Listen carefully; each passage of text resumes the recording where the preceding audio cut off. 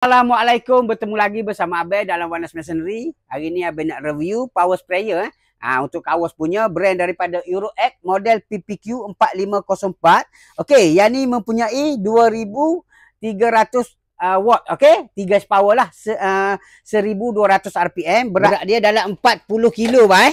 Okey, apa yang abang akan dapat ni, hose dia dalam 20 meter. Pressure hose dia ni dalam 20 meter. Abang dapat hose kecil dalam 2 meter dengan hose besar ni dalam 2 meter. Lepas tu abang akan dapat untuk penapis dia pun abang akan dapat aksesori dia lah. Dengan kepala jet dia sekali dia bagi. Abang tak perlu rusing dah.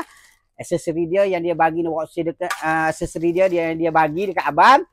Memang cukup dekat lah dengan OC dia. Ni tapak dia lah. Okey. Dan ni pula satu buku manual book. Yang ni dekat atas ni lah. Dekat sini lah. Okey, yang mana berminat, abang boleh walk in di kedai abang di Taman Aktif Bukit Jalil ataupun membeli dalam las semasa dijalankan. Nak tahu harga, komen dekat bawah. Okey, Assalamualaikum.